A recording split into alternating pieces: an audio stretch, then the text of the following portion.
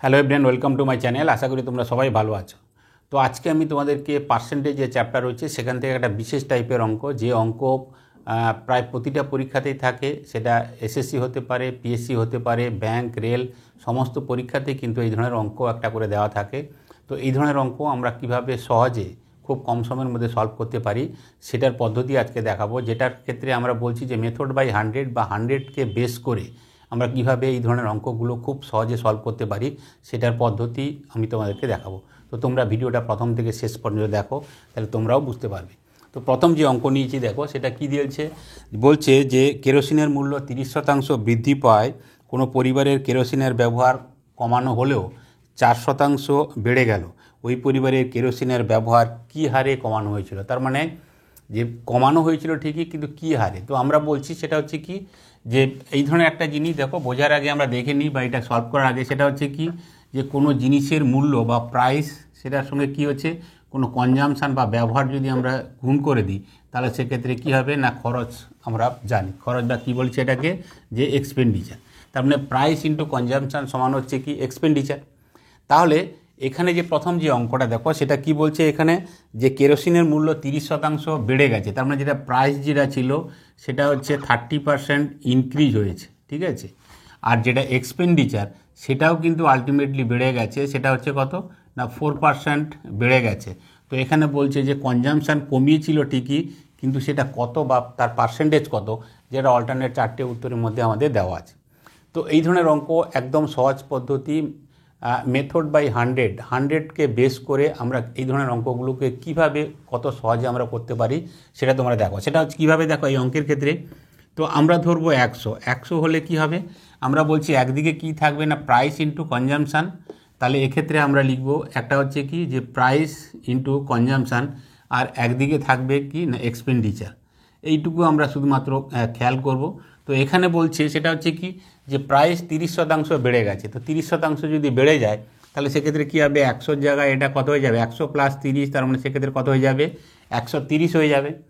আর এখানে বলছে যে এক্সপেন্ডিচার কত হয়েছে না, 4% বেড়ে গেছে। তাহলে এক্সপেন্ডিচার যেটা সেটা 100 ছিল, সেটা এই মুহূর্তে 100 + 4, তো সেক্ষেত্রে কত হয়ে যাবে, 104 হয়ে যাবে। তো এই তিনটের মধ্যে যে কোনো দুটো দেওয়া থাকবে, একটা বের করতে হবে, খুব সহজে আমরা বের করতে পারবো। এই 130 এবং 104 এদের মধ্যে গ্যাপ কত, 26 হচ্ছে গ্যাপ। এই 26 কতর মধ্যে না 130-এর মধ্যে। তাহলে এক্ষেত্রে যেহেতু শতকরা হার বের করতে বলেছে, তাহলে আমরা 100 দিয়ে গুণ করব, 0 0 কাটবো, 13 2 26, তার মানে এক্ষেত্রে কত হবে না 20% হচ্ছে উত্তর। তার মানে এক্ষেত্রে ডি হচ্ছে সঠিক উত্তর। তো বলেছিল যে কেরোসিনের ব্যবহার কত কমিয়েছিল, কমানোর পরেও কিন্তু 4% বৃদ্ধি পেয়েছে, তো সেটার উত্তর কত হবে, 20%। তাহলে এখানে দেখো যে 100কে বেস করে যে মেথডটা আমরা করছি সেটা কিভাবে না, যেহেতু আমরা জানি যে প্রাইস ইন্টু কনজামশান সমান হচ্ছে এক্সপেন্ডিচার, তাহলে একদিকে থাকবে প্রাইস কনজামশান থাকবে, আর একদিকে এক্সপেন্ডিচার থাকবে, আর মাঝখানে কত 100 থাকবে। তো যদি বাড়ে, প্রাইস বেড়ে গেছে 30%, মানে 100 + 30 130, আর এক্সপেন্ডিচারও বেড়েছে 4%, তার মানে 100 + 4 তো 104। দুটোর যে গ্যাপ, এই 26 বেড়েছে কার উপরে না 130-এর উপরে, তাহলে 130 100-তে কত বাড়বে, তো সেটা আমরা দেখলাম 20%। ডি হচ্ছে সঠিক উত্তর।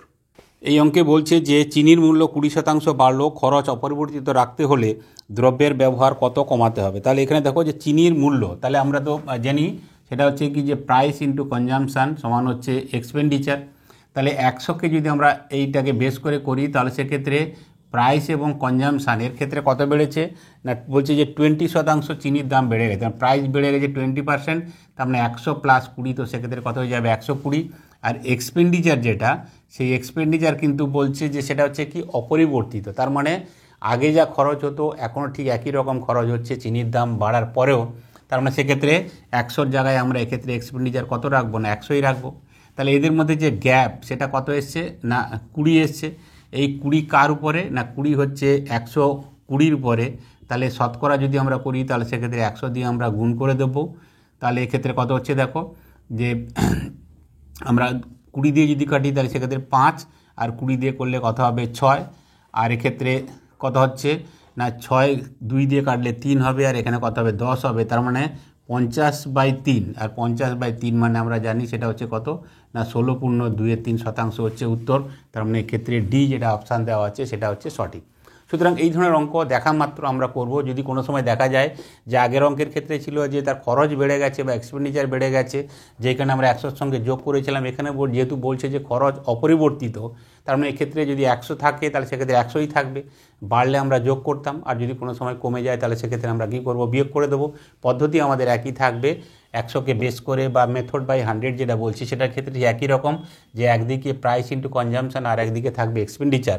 সুতরাং যখন প্রাইস বা কনজামশন বাড়ছে তার সঙ্গে যোগ করব, আর এক্সপেন্ডিচার যদি বাড়ে তাহলে যোগ করব, যদি কমে তাহলে কমিয়ে দেবো, আর যদি অপরিবর্তিত থাকে তাহলে সেক্ষেত্রে কী হবে না 100ই থাকবে। সুতরাং পদ্ধতি একই থাকবে, এবং সেই দিক থেকে এই প্রশ্নের উত্তর হচ্ছে ডি, 16.23%। এবারের প্রশ্ন বলছে দুধের মূল্য 20% বৃদ্ধি পাওয়ায় কোনো পরিবারে দুধের ব্যবহার এমনভাবে কমানো হলো যে দুধের জন্য ব্যয় পূর্বাপেক্ষা 4% কম হলো। ওই পরিবারে দুধের ব্যবহার শতকরা কত কমানো হয়েছিল। তাহলে এখানে দেখো, এখানে বলছে যে দুধের মূল্য 20% বৃদ্ধি পেয়েছে। তাহলে 20% যদি বৃদ্ধি পায় তাহলে সেক্ষেত্রে আমার ব্যবহার কতটা কমিয়েছিল তারা, সেটা এখানে জানতে চেয়েছে। তাই তো এখানে বলছে যে দুধের ব্যবহার শতকরা কত কমানো হয়েছিল। তাহলে 20% এক্ষেত্রে, এটার ক্ষেত্রে কত বলছে না, এটার ক্ষেত্রে বলছে যে 20% বৃদ্ধি পেয়েছে, আর খরচ এখানে বলছে সেটা হচ্ছে কত না 4% কমে গেছে। তাহলে এক্ষেত্রে কনজামশান বা ব্যবহার সেক্ষেত্রে কী হবে। তাহলে আমরা 100কে বেস করে যে মেথডের কথা বলছি সেটা ঠিক একই রকম হবে। সেটা হচ্ছে কি, যে এক্ষেত্রে 20% যেহেতু বেড়ে গেছে, তাহলে এক্ষেত্রে 100-র সঙ্গে আমরা 20 যোগ করে দেবো, তো কত হয়ে যাবে 120 হয়ে যাবে। এবং এক্সপেন্ডিচার যেটা আছে সেটা কত হবে না, 100-র জায়গায় 4% যেহেতু কমে গেছে, তাহলে 100 - 4, তো সেক্ষেত্রে আমরা কত করব না 96 করব। ঠিক আছে, তাহলে এদের মধ্যে গ্যাপ কত এসছে না 20 আর 4 কত এসছে 24 গ্যাপ এসছে। কতর মধ্যে না 120-র মধ্যে। তাহলে যদি শতকরা হিসেব করি তাহলে আমরা 100 দিয়ে গুণ করে দেবো, 0 0 কাটছি, 12 2 24, তার মানে 10 2 20% হচ্ছে উত্তর। তার মানে ডি হচ্ছে এই প্রশ্নের সঠিক উত্তর। তার মানে বলেছিল যে দুধের ব্যবহার কতটা কমিয়েছিল, শতকরা কত কমিয়েছিল, তো সেটা দেখা যাচ্ছে সেটা হচ্ছে কত 20%। তার মানে এই প্রশ্নের ডি হচ্ছে সঠিক উত্তর। প্রশ্নে বলছে যে পেট্রোলের মূল্য 25% বৃদ্ধি পেয়েছে, পেট্রোলের ব্যবহার কত কমালে পেট্রোল বাবদ খরচ একই থাকবে বা অপরিবর্তিত থাকবে। তাহলে এক্ষেত্রে পেট্রোলের দাম কত বেড়েছে না 25% বেড়ে গেছে। তাহলে পেট্রোলের ব্যবহার সেটা যদি বেড়ে যায় 25%, তাহলে সেক্ষেত্রে আমার বলছে যে এক্ষেত্রে প্রশ্নে যেটা বলছে যে পেট্রোল বাবদ খরচ অপরিবর্তিত থাকছে, তাহলে পেট্রোলের ব্যবহার বা এক্ষেত্রে কনজামশান যেটা সেটা কি করেছিল, কি চেঞ্জ হয়েছিল সেটা আমাকে বলছে। তাহলে এটার ক্ষেত্রে যেটা প্রাইস সেটা কত বলেছে 25% বৃদ্ধি পেয়েছে। তাহলে 25% বৃদ্ধি পেয়েছে, এবং খরচ যেটা সেটা হচ্ছে কোনো চেঞ্জ হয়নি। চেঞ্জ হয়নি মানে কি, আগে যা ছিল পরেও তাই, তার মানে কনস্ট্যান্ট আছে, বা আমরা জিরো লিখতে পারি। তাহলে সেক্ষেত্রে আমাকে এখানে কনজামশান বা ব্যবহার কত সেটা আমাকে জানতে চেয়েছে। তাহলে এক্ষেত্রে খুব সহজভাবে আমরা 100কে বেস করে করছি। 100 এখান থেকে আমরা যাবো, সেটা হচ্ছে কি যে দাম কত বেড়েছে 25% বেড়েছে, তাহলে 100 + 25, তো এক্ষেত্রে কত হবে 125 হবে। আর এক্সপেন্ডিচার যেহেতু কিছু বাড়েনি, অপরিবর্তিত আছে, তাহলে 100 + 0, তো সেক্ষেত্রে কত হয়ে যাবে না 100ই হবে। তাহলে 125 থেকে 100, তার মানে এক্ষেত্রে কত হয়েছে 25 হয়েছে, কার উপরে না 125-এর উপরে। তাহলে 100-তে কত হবে, তাহলে আমরা যদি 25 দিয়ে কাটলে সেক্ষেত্রে কত হবে, আর 5 দিয়ে কাটলে এক্ষেত্রে কত হচ্ছে 20, তার মানে এক্ষেত্রে কত হবে 20% হচ্ছে উত্তর। সি হচ্ছে এই প্রশ্নের সঠিক উত্তর। তো এই ধরনের অঙ্ক সমস্ত পরীক্ষার ক্ষেত্রে থাকে, কি পিএসসি কি এসএসসি কি রেল, সমস্ত পরীক্ষার ক্ষেত্রেই থাকে। একটা করে অঙ্ক তো থাকেই, মিনিমাম একটা দুটো করে। সুতরাং এই ধরনের অঙ্ক দেখলে আর কোনো সময় নষ্ট করব না, দেখা মাত্রই কিন্তু আমরা 100কে বেস করে যেভাবে করছি সরাসরি আমরা অঙ্কগুলোকে করতে পারবো। এই ধরনের আরেকটি অঙ্ক দেখো, বলছে কোনো বস্তুর মূল্য 28% বৃদ্ধি পাওয়ার ফলে খরচ 12% বৃদ্ধি পায়, বৃদ্ধি বা হ্রাসের শতকরা হার কত। তার মানে বৃদ্ধি হচ্ছে বা হ্রাস হচ্ছে কোনটা বলতে হবে, এবং তার শতকরা হার পার্সেন্টেজ কত সেটাও আমাকে বলতে হবে। তাহলে এক্ষেত্রে দেখো যে জিনিসের দাম বেড়ে গেছে কত না 28% জিনিসের দাম বেড়ে গেছে। তাহলে এক্ষেত্রে 100 তো আমরা বেস করে করছি, 100 থাকবে। তাহলে জিনিসের দাম যদি কত বেড়েছে 28% যেহেতু বৃদ্ধি পেয়ে গেছে, তাহলে এক্ষেত্রে 100 + 28, তো সেক্ষেত্রে কত হবে 128 হবে। এবং খরচ বা এক্সপেন্ডিচারের কথা যদি বলি, সেক্ষেত্রে বলছে যে খরচ কিন্তু 12% বৃদ্ধি পেয়েছে। তো খরচ যদি 12% বৃদ্ধি পায়, তাহলে 100-র সঙ্গে আমরা কি করব 12 আমরা যোগ করে দেবো, তার মানে সেক্ষেত্রে কত হবে 112 হবে। তো কত কমেছে না যদি আমরা দেখি, তাহলে সেক্ষেত্রে কত কমেছে না 16 কমেছে। তাহলে এই 16 কার উপরে না 128-এর উপরে। তাহলে যেহেতু শতকরা বলেছে, তাহলে 100 দিয়ে আমরা গুণ করে ফেলবো। তাহলে 16 দিয়ে কাটলে 16 × 4 = 64, মানে 16 8 হবে। আর 100কে যদি আমি 8 দিয়ে ভাগ করি তাহলে সেক্ষেত্রে কত হবে না 12.5%। তো এক্ষেত্রে আমার উত্তর যেটা হচ্ছে সেটা হচ্ছে কত 12.5%, কিন্তু 12.5% ইনক্রিজ হবে না ডিক্রিজ হবে, অবশ্যই ডিক্রিজ হবে। তার মানে এক্ষেত্রে কোথায় আছে যে 12.5% ডিক্রিজ, তার মানে এ হচ্ছে সঠিক উত্তর। তো এই ধরনের অঙ্ক যাই থাকুক না কেন আমরা কিন্তু সরাসরি এই 100কে বেস করে বা মেথড বাই 100 যেভাবে করছি সরাসরি দেখব এবং যেটা বাড়ছে সেটা যোগ করব। যদি কমে যায় দুটোর ক্ষেত্রেই 100 সঙ্গে যোগ করব বা 100 সঙ্গে বিয়োগ করব। খরচ কমে গেছে যদি বলতো যে 12% খরচ কমে গেছে তাহলে 100 মাইনাস 12, তো সেক্ষেত্রে আমরা করতাম কত না 88 করতাম। সুতরাং পদ্ধতি একই থাকবে এবং দেখা মাত্র আমরা অঙ্কগুলো সলভ করতে পারবো, সময় নষ্টের কোনো ব্যাপারই নেই। এবারে যে প্রশ্ন দেখো সেটা হচ্ছে এসএসসি সিপিও 2020 লাস্টের দিকে যে পরীক্ষা সেটাতে এসেছিল। বলছে অঙ্কে যে ডিজেলের মূল্য 26% বৃদ্ধি পায়, এক ব্যক্তি খরচ মাত্র 15% বৃদ্ধি করতে চাইলে ডিজেলের ব্যবহার কত শতাংশ কমাতে হবে। তো ডিজেলের ব্যবহার তো কমাতে হবে, কিন্তু সেটা কত শতাংশ? তাহলে এক্ষেত্রে দেখো যে প্রাইস এবং কনজামশানকে নিলে আমরা জানি সেটা হচ্ছে কি হয় না এক্সপেন্ডিচার হয়। এখানে ডিজেলের মূল্য বেড়ে গেছে, কত বেড়েছে না 26% বেড়ে গেছে। তাহলে ডিজেলের মূল্য 26% বেড়ে গেছে। আর খরচ এক্ষেত্রে বলছে খরচ কী হয়েছে না খরচ বেড়েছে মাত্র 15%, 26% নয়, খরচ বেড়ে গেছে 15% খরচ বেড়েছে। তো বলছে যে কনজামশান কত হবে বা কনজামশান তাকে বা ডিজেলের ব্যবহার তাকে কত কমাতে হবে বলে দিয়েছে। অল্টারনেট 4টে উত্তর আছে। তাহলে এক্ষেত্রে আমরা জানি 100কে বেস করে আমরা সরাসরি করতে পারবো। সেটা হচ্ছে কিভাবে যে যেটা ছিল যে প্রাইস ইন্টু কনজামশান, যেটা একদিকে ছিল সেটা 26% বেড়েছে, তাহলে 100 প্লাস 26, তো সেক্ষেত্রে আমরা বলবো 126।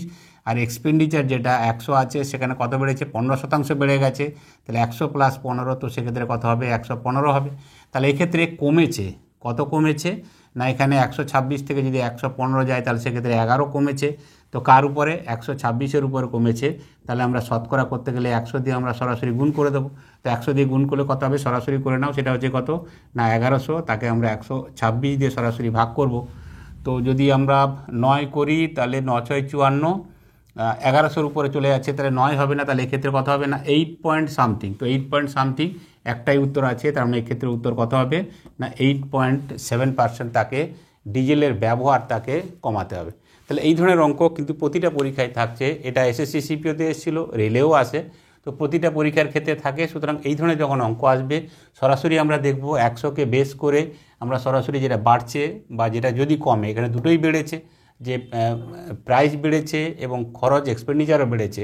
তো দুটোর মধ্যে যে গ্যাপ, সেই গ্যাপটা কার উপরে 126-এর উপরে, তাহলে শতকরা যেহেতু 100-র উপরে কত হবে, তো এক্ষেত্রে 8.7% কমাতে হবে। তার মানে সি হচ্ছে সঠিক উত্তর। এবারে যে অঙ্ক আরআরবিতে এসেছিল আরপিএফ এসআই গত মাসে এসেছিল 13/12/2024, জাস্ট গত মাসে এসেছিল। তো এই ধরনের অঙ্ক যেটা প্রথমে শুরুতেই বলেছিলাম সেটা রেল হতে পারে, এসএসসি পিএসসি, প্রতিটা পরীক্ষাতেই থাকে। সুতরাং ইম্পর্টেন্ট এই টাইপ যে অঙ্কটা ইম্পর্টেন্ট টাইপের অঙ্ক, সুতরাং এই ধরনের অঙ্ক আমরা সময় না করে সরাসরি আমরা কিন্তু সলভ করব, সেইটুকু আমাদের দেখতে হবে, যার জন্য আজকে তোমাদেরকে এই অঙ্কগুলো করানো। তো অঙ্কটাকে দেখে নিই। বলছে যে পেট্রোলের মূল্য 80% বৃদ্ধি হয়, পেট্রোলের ব্যবহার কত শতাংশ কমাতে হবে যাতে খরচ 35% বৃদ্ধি পায়। তার মানে পেট্রোলের ব্যবহার কমাতে বলছে, তাহলে কমাতে তো হবে। সেক্ষেত্রে কীভাবে না প্রাইস ইন্টু কনজামশান যদি এক্সপেন্ডিচার হয় তাহলে এক্ষেত্রে 100কে আমরা বেস করছি, 100কে বেস করে এক্ষেত্রে প্রাইস যেটা বেড়েছে সেটা কত না 80% বেড়ে গেছে। তাহলে 100 প্লাস 80, তো সেক্ষেত্রে কত হবে 180 হবে। আর খরচ এক্ষেত্রে বলছে যে 35% বেড়ে গেছে, তারপরে 100 প্লাস 35, তো সেক্ষেত্রে কত হবে 135 হবে।